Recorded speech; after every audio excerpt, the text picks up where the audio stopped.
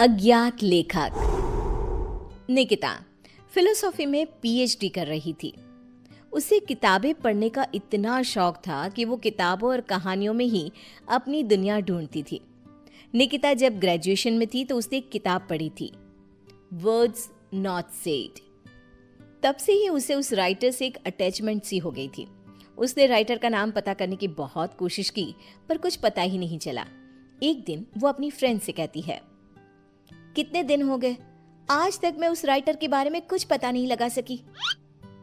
आज तक तो वहीं अटकी पड़ी है, किताबों की दुनिया को वहीं तक छोड़ दे बहन, कुछ नहीं रखा उसमें। फिर तो तुझे कुछ पता ही नहीं।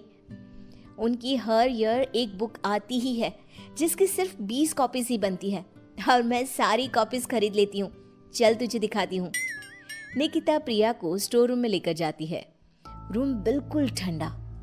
प्रिया को ऐसा महसूस होता है जैसे वो यहाँ पहले आ चुकी है। कुछ अजीब सा महसूस हो रहा है, मानो मुझे कोई अपनी ओर खींच रहा हो। कमरे में चारों तरफ गुफ अंधेरा। अपने फोन की फ्लैश लाइट ऑन कर निकिता फोन को चारों तरफ घुमाती है। हर तरफ बस उस अज्ञात राइटर की ही किताबें थी। सारी बुक्स को यहाँ छिपा कर रखती हूँ मैं, मेरे अलावा यहाँ कोई भी आता नहीं, इसीलिए इस बात की घर पर किसी को भनक तक नहीं है। ऐसा क्या होता है उनकी किताबों में कि तू इतनी दीवानी हो गई है उस राइटर की। निकिता वहीं अपने पास के सेफ से एक बुक उठाती है। उसकी धूल झटकती हुई उसका पहला पन्ना पढ़ना शुरू करती है। ठंडे बंद कमरे में टॉर्च की एक सीधी रोशनी के उजाले में वो दोनों मेरी लिखी किताबें पढ़ रही थी। तभी उसकी सहेली को अपने कंधे पर किसी का हाथ महसूस होता है। ओह, ओह! क्या हुआ प्रिया, तू चीखी क्यों? मुझे ऐसा लगा किसी ने मेरे कंधे पर अपना हाथ रखा हो। निकिता रुक तो, मैं देखती हूँ। निकिता हर तरफ लाइट दिखाती है पर वहां पर कोई नहीं होता। देख तो, कहाँ कोई है यहाँ? छोड़, तू कहानी सुन। फिर उसे लगता है मानो एक भारी सा हाथ उसके सर को सहलाता है। क्या फालतू किताब है, बंद कर इसे, मैं घर जा रही हूँ। दोनों कमरे से बाहर आ जाते हैं। क्या हुआ यार, तू ऐसे अचानक बाहर क्यों आ गई? अरे कैसी किताब है यार प्रिया, तू जो कुछ भी पढ़ रही थी सब वैसा ही हो रहा था। अब समझ में आया तू खोई खोई से क्यों रहने लगी है। एक मिनट, क्या वो राइटर मुझे भी जानता है? मेरे बारे में और क्या क्या लिखा है उसमें? दे मुझे वो किताब दे, मैं घर जा रही हूँ, वहीं पढ़ूंगी। मुझे जानना है कि फिर मेरे साथ क्या होगा। निकिता के लाख मना करने के बाद भी प्रिया एक बुक लेकर चली जाती है और उसी दिन से उसका नंबर ऑफ आने लगता है। अगली सुबह निकिता को अपने घर के गेट पर ही वही बुक एक एनवलप में रैप्ड मिलता है। एक हफ्ते तक प्रिया की कोई खबर नहीं मिलती।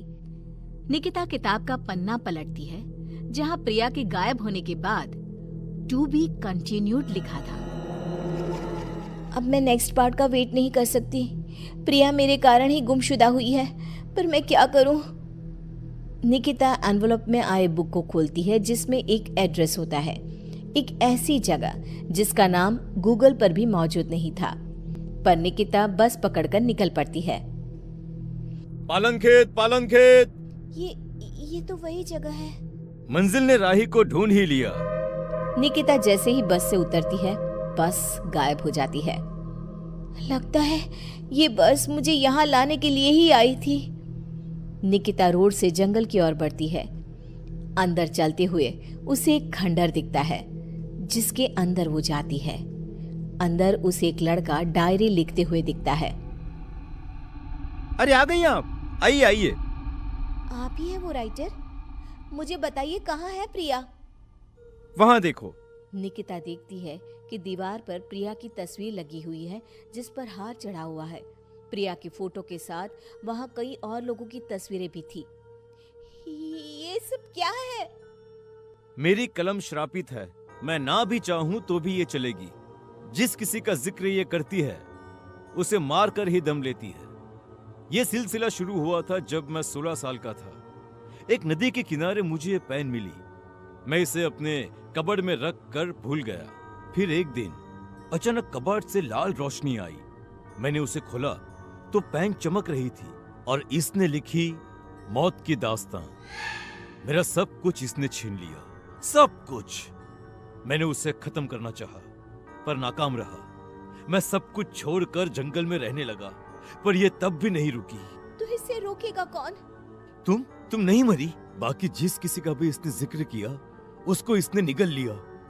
तुमने मेरी सारी बुक्स पढ़ी, उसे संभाल के रखा, पर तुम्हें कुछ नहीं हुआ। तुम ही वो मसीहा हो निकिता, मुझे बचा लो और इस खेल को रोक दो निकिता। निकिता पेन उठाती है। उसके पेन को पकड़ते ही एक औरत उड़ती हुई आती है और पीछे से उसे लिपट जाती है। उसके शरीर से खून बहे जा रहा था। खुले बाल, झुर्रियों से भरा उसका चेहरा बड़ा डरावना लग रहा था। मेरी गोद में बैठो निकिता, आओ ना। नहीं, बहकना मत निकिता, यही है पेन की मालकिन, रूहें खाती है ये, इसकी बात मत सुनो निकिता। लिखो निकिता, फिर वो लड़की खुद को मार देती है। निकिता पेन उठाती है और लिखती है। करण उछलकर दूर गिर जाता है। आंधी तूफान चलने लग जाते हैं। दीवार पर टंगी सभी तस्वीर नीचे गिर जाती हैं। जिस चेयर पर बैठकर निकिता लिख रही थी, वो उड़कर दीवार से टकरा जाती है। मैं जिंदा हूँ? निकिता, तुमने ऐसा क्या लिखा था? और कालिंदी की आत्मा पेन के साथ ही खत्म हो गई। ये लिखकर मैंने पेन की नींव तोड़ दी थी। दोनों उस हवेली से बाहर आ जाते हैं और हवेली गायब हो जाती है।